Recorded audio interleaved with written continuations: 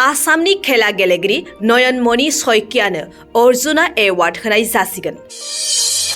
हादोराव खेला गेलेगिरिफोरखौ थुलुंगाखांहोनाय आरो मान होनायाव बान्था बायदियै अर्जुना एवार्डआबो मोनसे।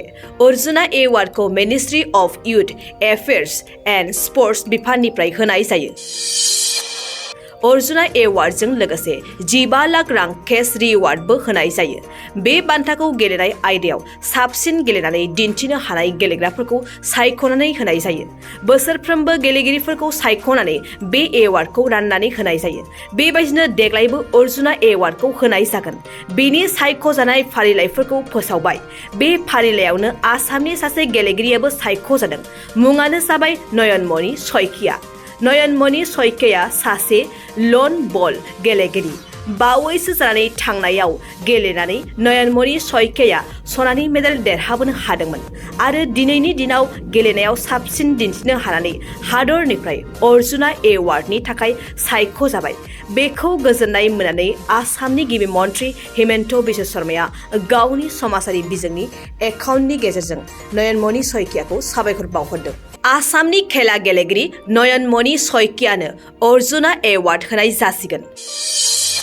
हादोराव खेला गेलेगिरिफोरखौ थुलुंगाखांहोनाय आरो मान होनायाव बान्था बायदियै अर्जुना एवार्डआबो मोनसे।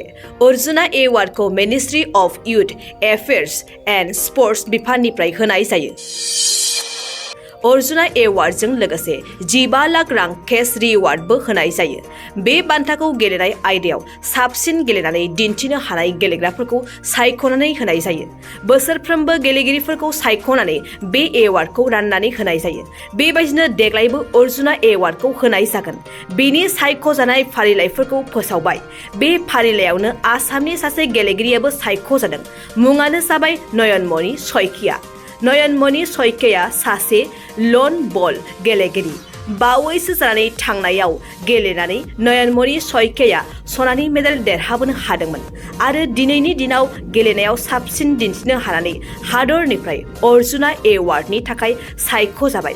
बेखौ गोजोननाय मोननानै आसामनि गिबि मन्थ्रि हिमन्त बिश्व शर्माया गावनि समाजारि बिजोंनि एकाउन्टनि गेजेरजों नयनमन शइकियाखौ साबायखर बावहरदों।